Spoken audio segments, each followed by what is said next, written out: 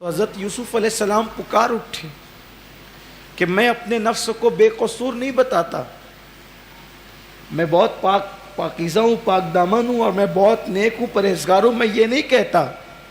فرماتے ہیں نفس تو بہت برائی کا حکم دینے والا ہے، مگر اللہ جس پر رحم کر کے بچا لے بس وہی بچ سکتا ہے۔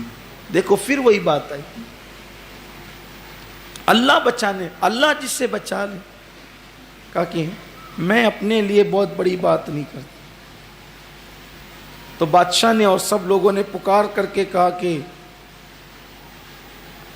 آج آپ ہمارے یہاں بہت معزز ہیں، بہت عزت والے ہیں، بڑی شان والے ہیں آج ہمارے یہاں۔ پھر حضرت یوسف علیہ السلام کو اس نے خلعت فاخرہ پہنائی اور قید خانے سے لے کر کے بادشاہ کے محل تک فوجیوں کو قطار میں کھڑا کیا گیا استقبال یوسف علیہ السلام کے لیے، اور پھر بادشاہوں کی طرح جلوس کے جلو میں آپ کو محل تک پہنچایا گیا۔ یہاں امام غزالی علیہ رحمہ نے بہت اچھا نقطہ بیان فرمایا ہے۔ فرمایا ہے کہ بادشاہ نے یوسف علیہ السلام کو جیل میں رکھا اور جب نکالا تو اپنے گھر تک عزت سے لایا۔ فرماتے ہیں قدرت بھی مومنوں کو قبر کی قید میں رکھتی ہے، جب میدان محشر میں نکالے گی تو شان کے ساتھ نکال، وہاں فرشتوں کی بارات ہوگی، اس شان سے نکلیں گے مومنین، بڑی شان ہوگی وہاں انشاءاللہ عز و جل۔ بس ایمان پر خاتمہ ہو جائے، جس کا خاتمہ ایمان پر ہے آخرت اسی کی ہے، کوئی ٹینشن کی بات۔ مومنوں کو صرف ایمان پر جانے کی فکر کرنا چاہیے، باقی ساری فکر چھوڑ دیں، اللہ پہ چھوڑ دیں، کیونکہ وہ وعدہ کر چکا ہے کہ ذرہ برابر ایمان بھی اگر اپنے دل میں لاؤ گے تو میں تمہیں بخش دوں گا، اس کا وعدہ ہے، اب وہ اپنے وعدے کے خلاف نہیں کرتا۔ بخشش یقینی ہے، مگر بس ایمان پر خاتمے کا معاملہ ہے۔ اللہ ہم سب کا خاتمہ ایمان پر فرمائے۔ بڑی نوازش ہوگی اگر مدینہ منورہ میں ایمان پر خاتمہ ہو جائے۔ مدینہ منورہ کی موت مانگا کرو، باقی اللہ کی مرضی ہے، مانگا کرو، اللہ کی مرضی باقی ہے۔ اس لیے کہ حضور علیہ السلام فرماتے ہیں تم سے ہو سکے تو مدینے میں مرو، جو مدینے میں مرے گا قیامت کے دن میں اس کی شفاعت کروں گا، میں اس کے ایمان کی گواہی دوں گا۔ بلکہ ایک روایت میں یہاں تک بھی آیا ہے کہ جو بندہ صدق دل سے مدینے میں مرنے کی تمنا کرتا ہے وہ کہیں بھی مرے، پھر فرشتے اس کو منتقل کر دیتے ہیں مدینہ منورہ۔ یہ بھی روایت موجود ہے۔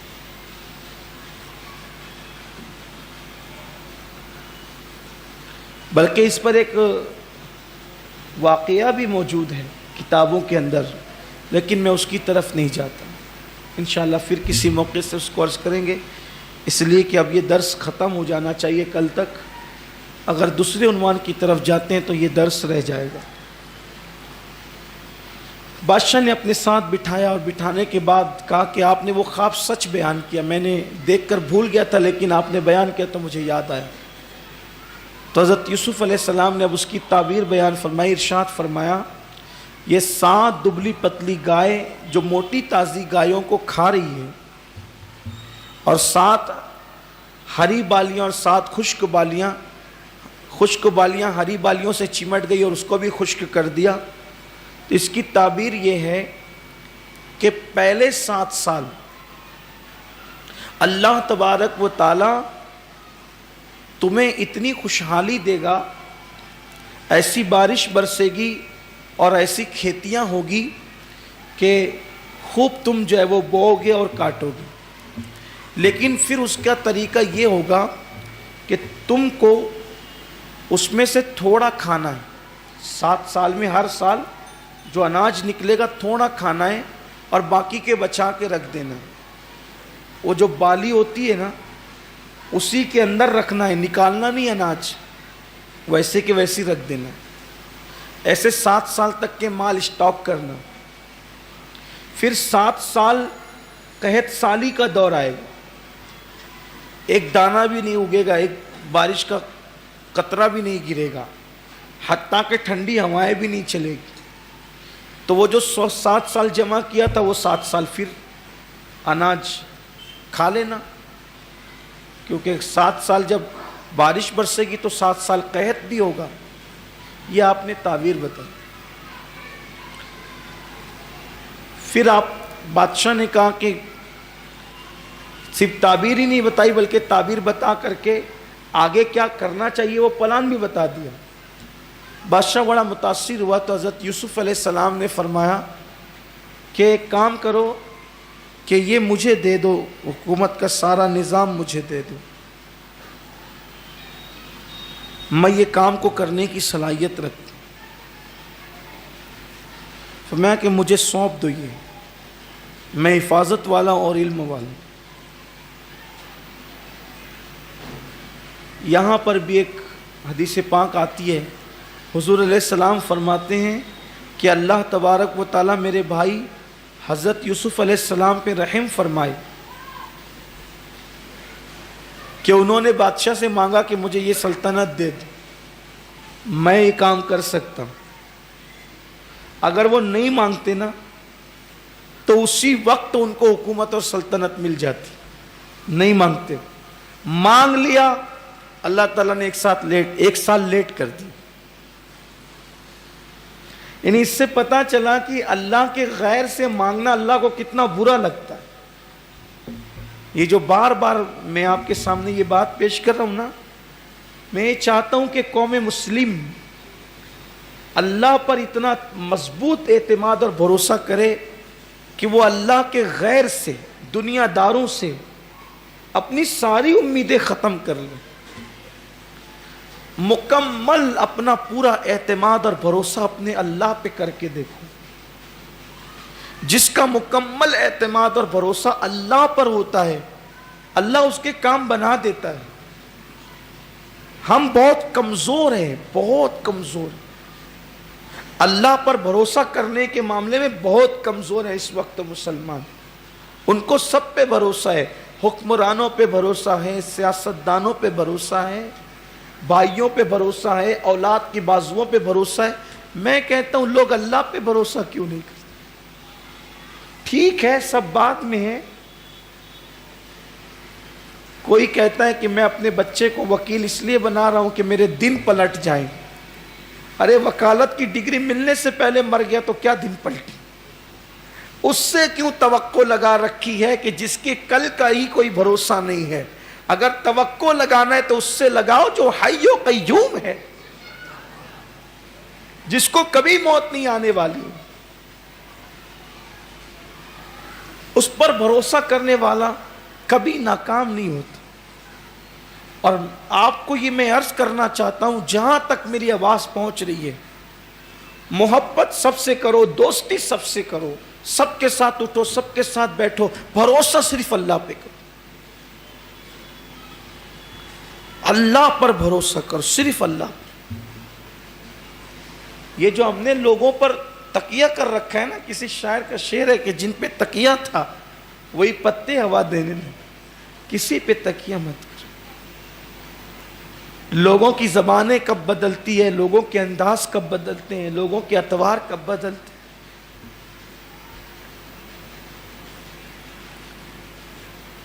بڑے تجربے ہیں تاریخ کے.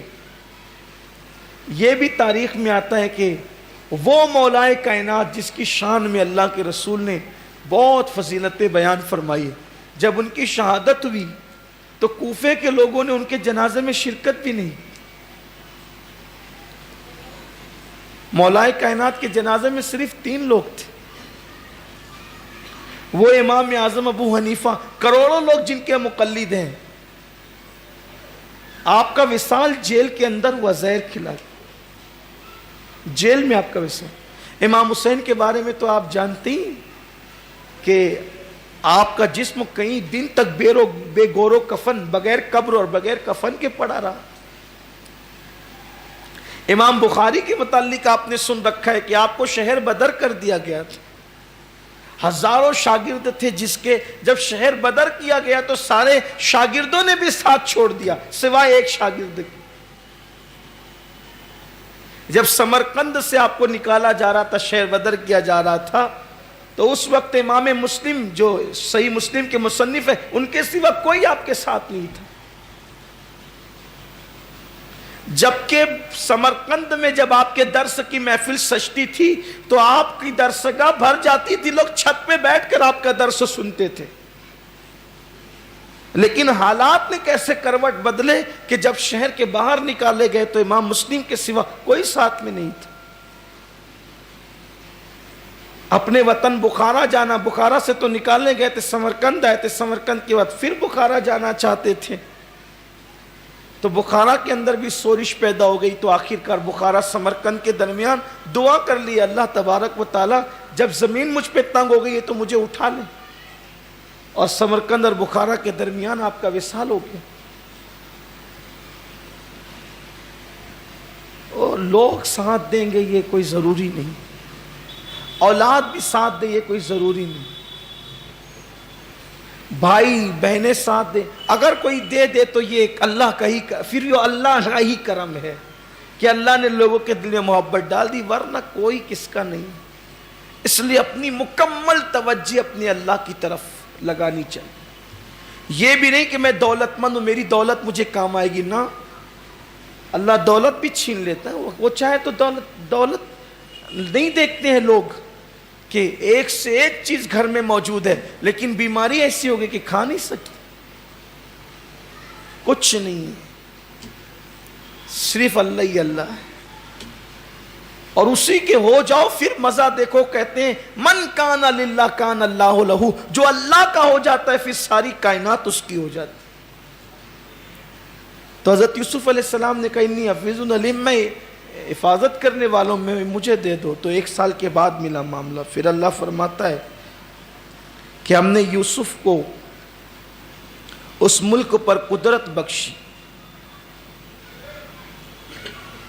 اپنی رحمت سے، اور ہم جسے چاہیں عطا کرتے ہیں، جسے چاہتے ہیں پہنچاتے ہیں. اور پھر کیا پیاری بات فرمائی، پورا قرآن ہی پیارا ہے. فرمایا ہم نیکوں کا اجر ضائع نہیں کرتے.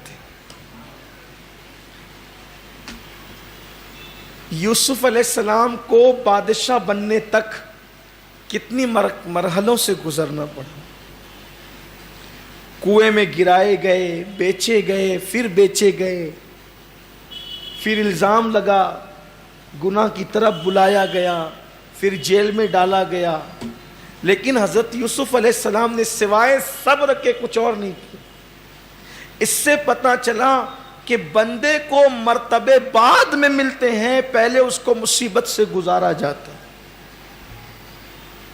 اور بندوں کو چاہیے کہ جب امتحان کا وقت آئے تو صبر کا دامن پکڑیں، وہ حویلا نہ کریں، ہنگامہ آرائی نہ کریں، جواب فوراً نہ دیں، صبر سے کام لیں، آگے بڑھتا رہے، منزل پر پہنچے گا. حضرت یوسف، اللہ کہتا ہے ہم نیکوں کا اجر ضائع نہیں. اس سے پتہ چلا نیک بن کر رہو، اجر ضائع نہیں ہو. نیکوں کی قدر کوئی کرے نہ کرے، نیکوں کی قدر کرنے والا اللہ ہے. وَمَن تَطَوَّعَ خَيْرًا فَإِنَّ اللَّهَ شَاكِرٌ عَلِيمٌ. ہم نیکوں کی قدر کرتے ہیں، نیکوں کا اجر ضائع نہیں کرتے.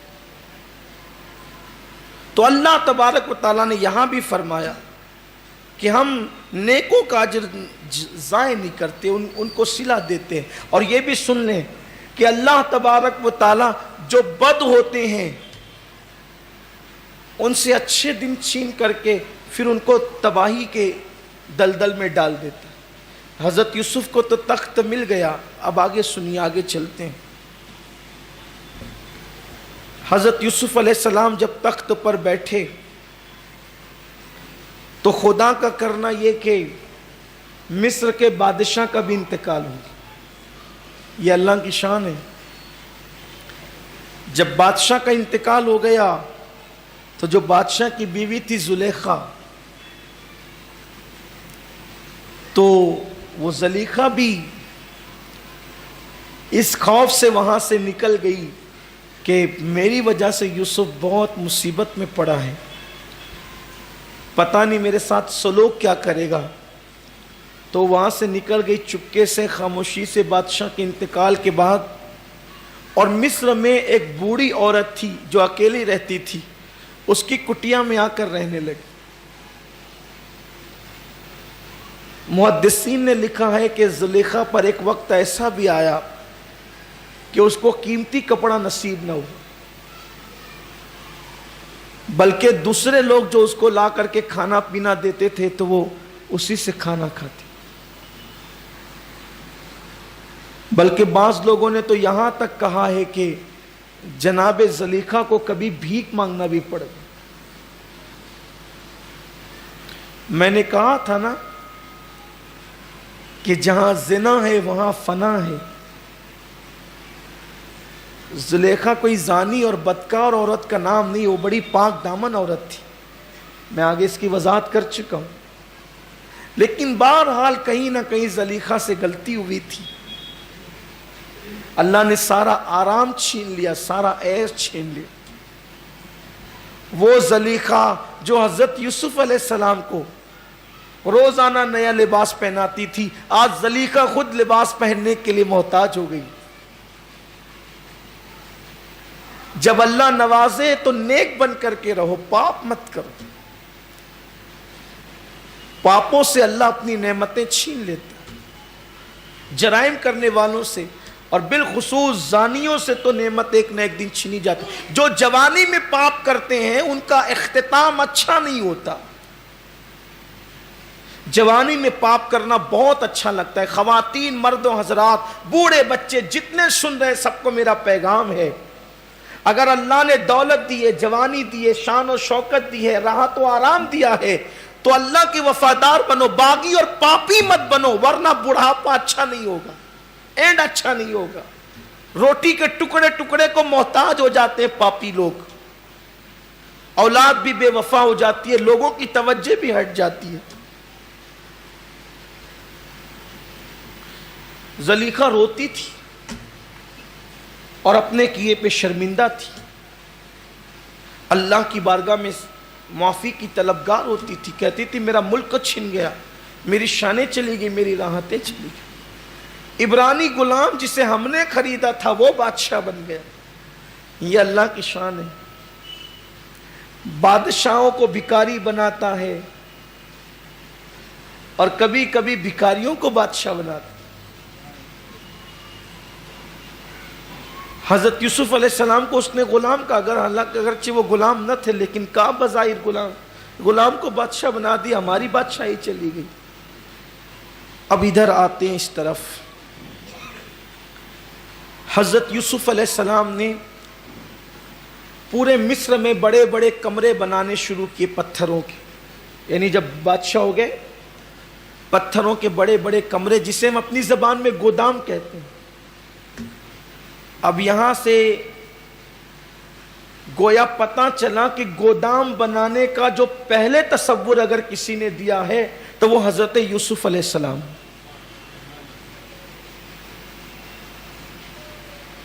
مال کو اسٹاک کر کے اس کی حفاظت کرنے کا جو طریقہ کسی نے ایجاد کیا وہ اللہ کے پیغمبر حضرت یوسف علیہ السلام. لکڑی نہیں لگائی, پتھر کے گودام بنائے, اور پھر لوگوں میں اعلان کر دیا کہ حکومت تمہاری مدد کرے گی. کسانوں کو حکومت تمہاری مدد کرے گی, تم جتنا بو سکتے ہو بو. یہاں تک کہ حضرت یوسف علیہ السلام نے فرمایا پہاڑ پر بھی بو دو اناج. حالانکہ پہاڑ پر کھیتی نہیں ہوتی, انہوں نے فرمایا پہاڑ پر بھی بو دو. لوگوں کو اتنا اعتماد تھا, انہوں نے پہاڑ پہ بھی بو دیا. اللہ نے پہاڑ پہ بھی ہری بھری کر دیا. اور جتنا آتا وہ تھوڑا لوگ کھاتے, اور حضرت یوسف علیہ السلام اس کو حکومت کی طرف سے پھر خرید لیتے اور اس کو محفوظ رکھتے جاتے. پھر وہ 7 سال جب خوب ہر طرف اسٹاک کر لیا مال, تو اناج وغیرہ سب محفوظ کر لیا, سیف کر لیا, تو اب قحط سالی شروع ہوئی.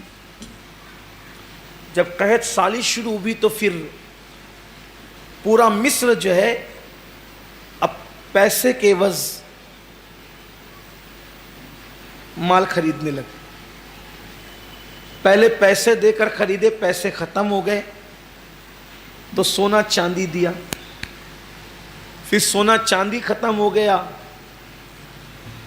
تو جو زمینیں دوسری ان کے پاس تھی وہ زمینیں جائیداد دے کر کے اناج خریدا، وہ بھی ختم ہو گیا تو جو ان کی عورتوں کے بچوں کے زیورات تھے وہ دیے، وہ بھی ختم ہو گیا تو پھر گھر کا ساز و سامان دے کر اناج خریدا حضرت یوسف علیہ السلام سے، وہ بھی ختم ہو گیا تو خود کے مکانات دے دیے، وہ بھی ختم ہو گیا تو اپنے بال بچے دے دیے حضرت یوسف علیہ السلام کو، اناج لے لیا، وہ بھی ختم ہو گیا۔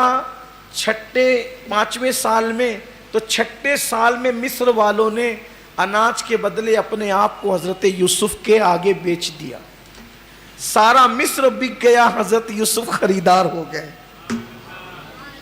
ایک دن وہ تھا کہ پورا مصر یوسف کا خریدار تھا، ایک دن وہ تھا کہ پورا مصر حضرت یوسف کا خریدار تھا، ایک دن یہ آیا کہ جناب یوسف نے سب کو خرید، سب یوسف کو نہ خرید سکے، یوسف نے سب کو خرید لیا۔ حضرت جبریل آ کر کے کان میں کہتے ہیں یوسف دیکھو، یوسف دیکھو، جب تم نے اپنے آپ کو عزت والا سمجھا تو لوگ نے تمہیں خریدا، اور تم نے اپنے آپ کو رب کی بارگاہ کے اندر گرا دیا، بچھا دیا، تو پھر اب یہ تمہیں عبرانی غلام کہتے تھے، اب یہ سب تمہارے غلام بن گئے۔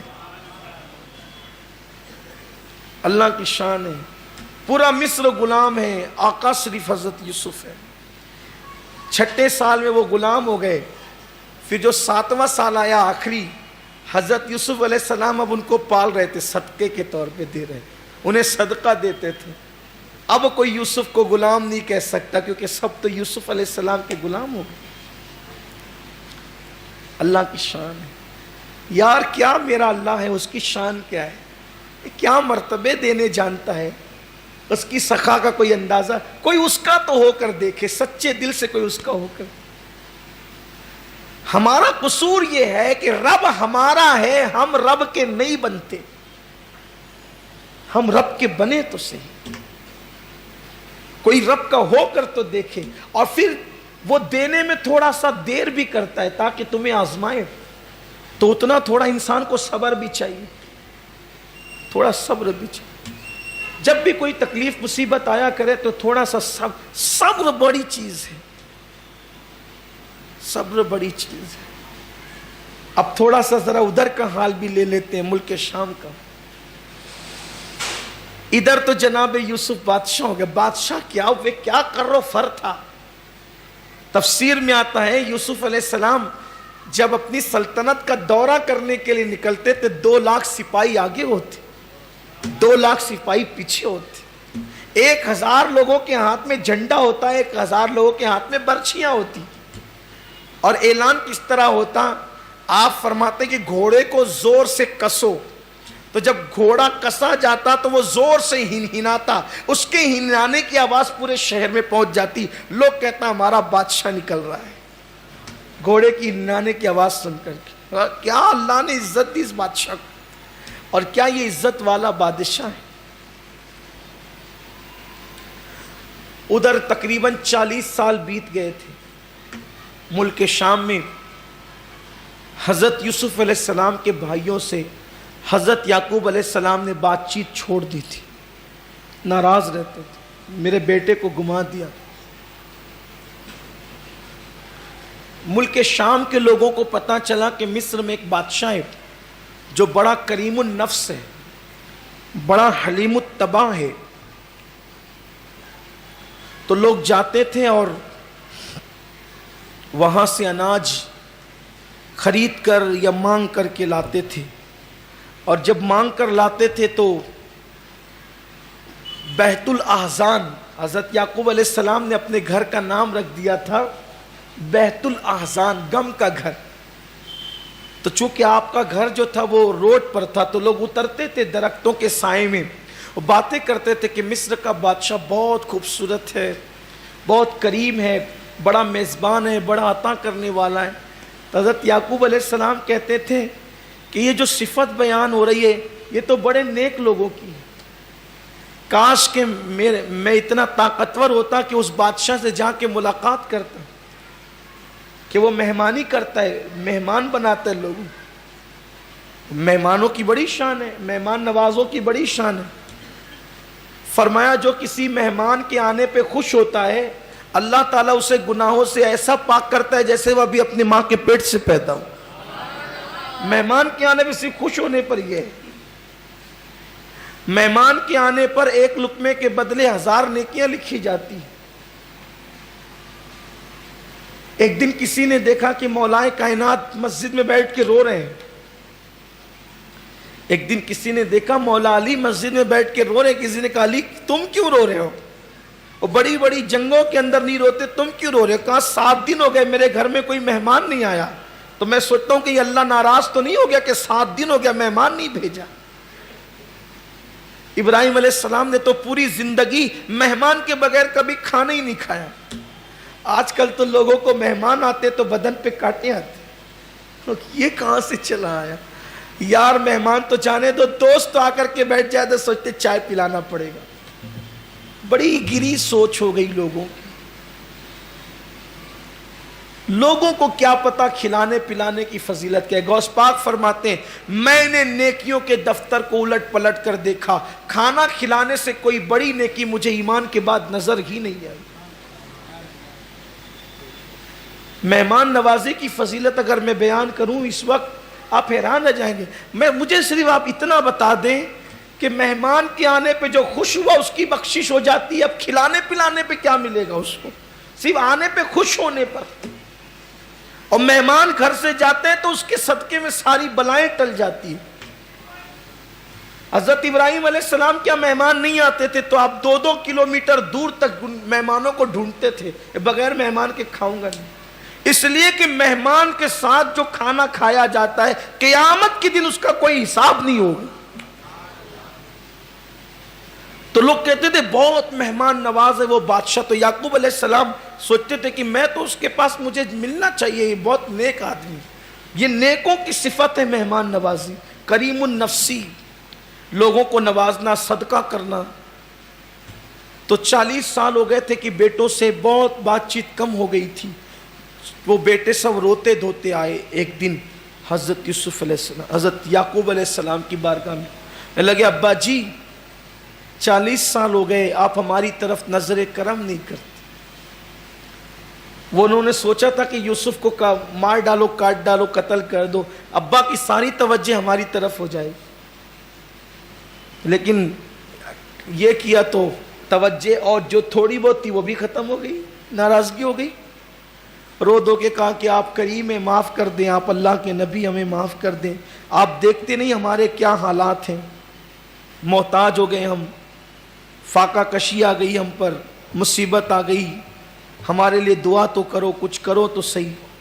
بہت کچھ کہنے لگے. حضرت یعقوب علیہ السلام نے فرمایا سنو، مصر جاؤ، وہاں کا بادشاہ بڑا نیک ہے، مہمان نواز ہے، اس کو میرا سلام کہنا اور اس سے جا کر کے اناج لاؤ. کہا اس کو تو پیسے دینے پڑیں گے، پیسے تو ہیں نہیں. کہا بھئی جاؤ، جانا اس کے پاس، وہ دے دے گا، ایسے ہی دے دے گا، بڑا کریم ہے وہ. اور ایسے نہیں دے تو اپنا نسب نامہ بیان کرنا، اپنا نسب بیان کرنا کہ ہم یعقوب علیہ السلام کے بیٹے ہیں، وہ بیٹے حضرت اسحاق کے ہیں، وہ بیٹے حضرت ابراہیم علیہ السلام کے ہیں. نسب نامہ سن کر تو وہ عزت کرے گا، وہ دے گا، نبیوں کی اولاد ہو.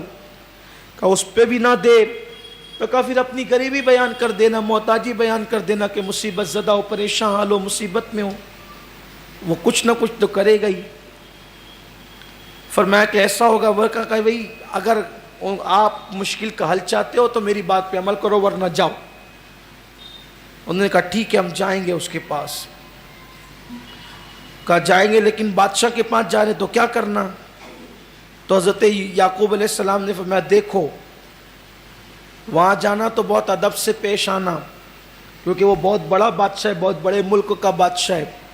بادشاہ لوگ ناراض ہوتے ہیں تو قتل کر دیتے ہیں، اس لیے وہاں ادب سے پیش آنا. کیونکہ دریا کا، یہ یعقوب علیہ السلام کا قول بیان کیا امام غزالی نے کہ دریا کا کوئی پڑوس نہیں ہوتا، بادشاہ کا کوئی دوست نہیں ہوتا. دریا کا کوئی پڑوس نہیں ہوتا، بادشاہ کوئی دوست نہیں ہوتا. تو وہاں جا کر کے زیادہ بگ بگ مت کرنا، جتنا پوچھے اتنے جواب دینا، ادب سے کھڑے رہنا، جب بیٹھنے کا بولے تبھی بیٹھنا، زیادہ دیر تک مت بیٹھنا، جب وہاں سے نکلنا تو پیٹھ دے کر کے مت نکلنا، اس چہرہ اسی کی طرف رکھنا، اگر وہ کوئی بات کرے راز کی کسی سے مت کہنا، ورنہ اس تک بات پہنچ جائے گی تو اس کی نظر میں تم ہلکے ہو جاؤ گے۔ اس طرح سے بہت ساری نصیحت فرمائی، اور نصیحت فرمانے کے بعد آپ نے ارشاد فرمایا جاؤ اللہ تمہارا نگہبان ہے۔ پھر حضرت یوسف علیہ السلام کے یہ سب بھائی مل کر اب ملک شام سے نکلے، اور نکلنے کے بعد یہ سب مصر کی طرف روانہ ہوئے۔ ان کے بدن پہ پھٹے پرانے کپڑے تھے، چہرے فاقہ کشی کی وجہ سے پیلے پڑ گئے تھے، آنکھیں اندر کی طرف دھس گئی تھی، بہت پریشان حال تھے۔ ایسے میں جب یہ مصر پہنچے تو مصر کا نظام انہوں نے دیکھا کہ بہت بڑا لوہے کا مکان ہے، محل ہے لوہے کا، اور اس پر ایک داروغہ ہے، اور 500 سوار وہاں پر کھڑے ہیں۔ جو بھی آتا ہے اس کا نام پوچھا جاتا ہے، علاقہ پوچھا جاتا ہے، کیوں آیا یہ پوچھا جاتا ہے، کتنے پیسے لایا یہ پوچھا جاتا ہے۔ پھر وہ سارے حالات لکھ کر بادشاہ کو بھیجے جاتے ہیں، بادشاہ یس کرتا ہے تو ان کو انٹری دی جاتی ہے، بادشاہ نو کرتا ہے تو ان کو پھر ریٹرن کر دیا جاتا، واپس کر دیا جاتا۔ اب یہ سب آئے تو ان کے پھٹے پرانے کپڑے دیکھ کر اور ان کے چہرے اور پریشان حال دیکھ کر کے 5 دن تک تو جو داروغہ تھا اس نے کوئی توجہ ہی نہیں دی ان پر۔ 5 دن تک یہ اور پریشان ہو گئے کہ بادشاہ تک رسائی ہو تو بادشاہ کریم النفس ہے نا، یہ تو بھئی بادشاہ اچھا ہو جائے تو سب لوگ تھوڑی اچھے ہو جائیں گے۔ کچھ لوگ تو بادشاہوں کے قریبی لوگ تو تھوڑے سے ٹیڑے ترچے تو رہتے ہیں نا، شاہ سے زیادہ شاہ کے ارد گرد کے لوگوں کے کر و فر ہوتے ہیں نا، چائے سے زیادہ کیتلیاں گرم ہوتی۔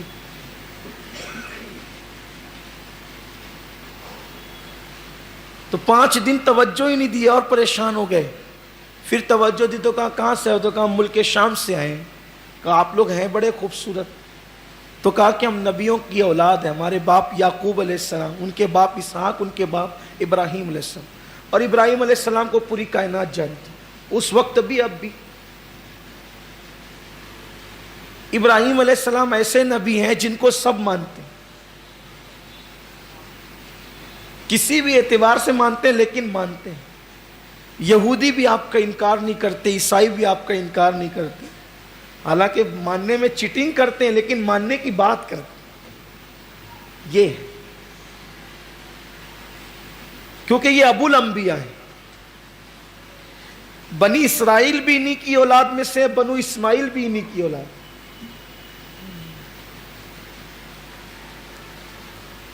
ان کے بعد جتنے نبی ہوئے یہ سب کے باپ ہیں، ابو الانبیاء ابراہیم علیہ السلام۔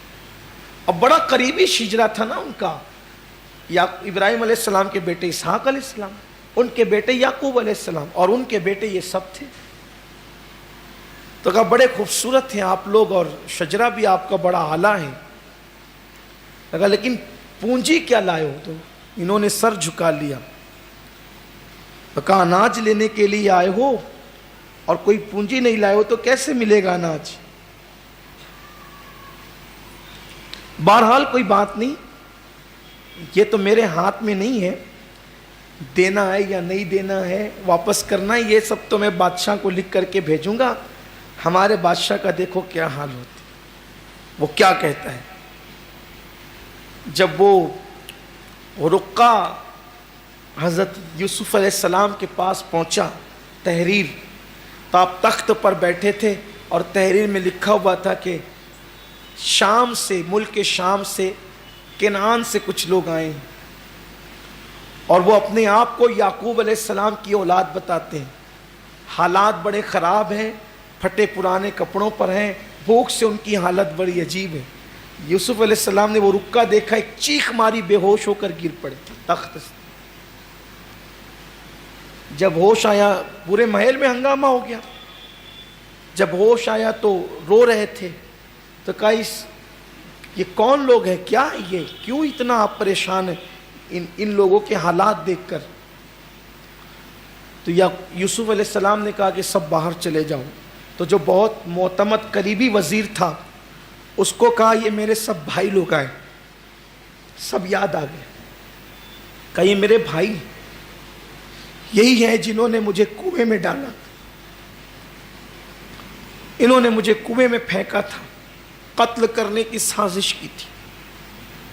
یہی لوگ ہیں جنہوں نے مجھے کھوٹے سکوں کے عوض میں بیچا تھا, مجھے مارا تھا. مصر کے اس میرے خریدار سے کہا تھا کہ اس کے گلے میں توق ڈالنا, زنجیر ڈالنا. یہ کام چور غلام ہے, یہ سب چیزیں میرے بارے میں کہی تھی. آج وہ اتنے مجبور ہو گئے کہ آج میرے پاس ہے. اور یہ جو سب میں نے نظام قائم کیا تھا نا, یہ چیکنگ کا اور جو سب پہرے کا, صرف اس لیے قائم کیا تھا کہ میرے بھائی ایک دن میرے پاس ضرور آئیں گے. مجھے امید تھی, کیونکہ جس وقت مجھے مصر کے لیے انہوں نے بیچا تھا, ملک شام سے بیچا تھا مصر آنے کے لیے, تو اس وقت جبریل نے میرے کان میں آ کر کہا تھا یوسف صبر کرنا, یوسف صبر کرنا, ایک دن مجبور ہو کر یہ تیرے پاس ضرور آئے گی جنہوں نے آج تجھے بیچا. بہت عبرت ہے اس سورہ مبارکہ میں, اس واقعے میں. جو تمہارے ساتھ غلط کرے اس کے لیے آنکھیں بند کر لیا کرو, صبر کر لیا کرو. اگر تم نے صدق دل سے صبر کیا تو ایک نہ ایک دن ظلم کرنے والے مجبور ہو کر تمہارے پاس ضرور آئیں گے.